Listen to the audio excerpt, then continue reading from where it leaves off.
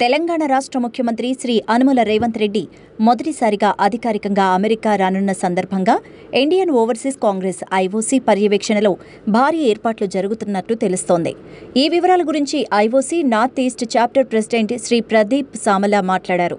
Shri Revanth Reddy America పర్యటన ప్రకటించగానే అన్ని వైపుల నుంచి, అన్ని పట్టణాల నుంచి మంచి రెస్పాన్స్ వచ్చిందని, అందుకు కారణం రేవంత్ రెడ్డి చరిష్మా అంటూ, అమెరికాలో ఆయనకు ఉన్న ఫాలోయింగ్ అంటూ అందుకు తగ్గట్టుగానే ఏర్పాట్లు జరుగుతున్నాయన్నారు.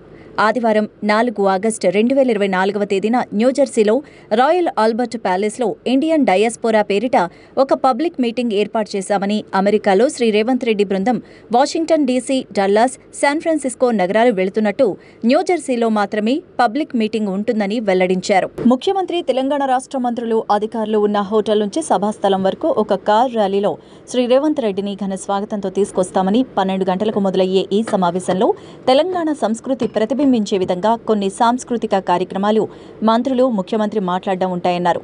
అందరికీ వేరే హాల్లో లంచ్ కూడా ఏర్పాటు చేశామని, దాదాపు 3,000 మందికి పైగా కాంగ్రెస్ అభిమానులు, రేవంత్ రెడ్డి అభిమానులు వస్తారని, రాయల్ ఆల్బర్ట్ ప్యాలెస్లో మెయిన్ హాల్లోనే కాకుండా సైడ్ హాల్లో కూడా సీటింగ్, వీడియో స్క్రీనింగ్ ఏర్పాట్లు చేస్తున్నామంటూ ప్రదీప్ సామల తెలిపారు.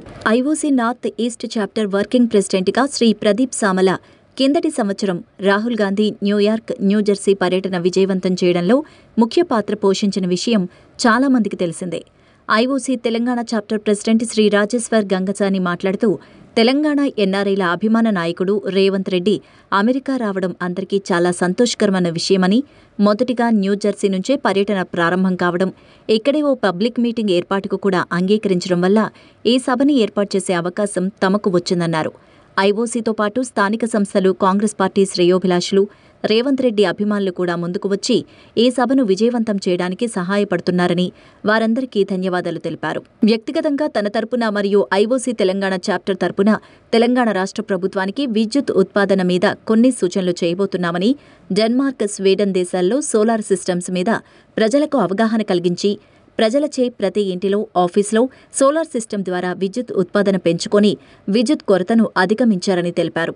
అలాగే హైదరాబాద్ వంటి నగరంలోనే కాదు, చిన్న గ్రామాల్లో కూడా సైకిల్ తొక్కడం మానేశారని, సైకిల్ వాడకం మంచి ఆరోగ్య సాధనమని, ఉపయోగపడే రవాణా సాధనమంటూ ప్రభుత్వం ఈ సైకిల్ వాడకం మీద ప్రచారం చేయాలని, నగరంలో, ఇతర పట్టణాల్లో ప్రతి రోడ్డు మీద సైకిల్ ట్రాక్లు ఏర్పాటు చేయాలని తాము ముఖ్యమంత్రి రేవంత్ రెడ్డికి సూచనలు చేస్తామంటూ శ్రీ రాజేశ్వర్ గంగసాని తెలిపారు.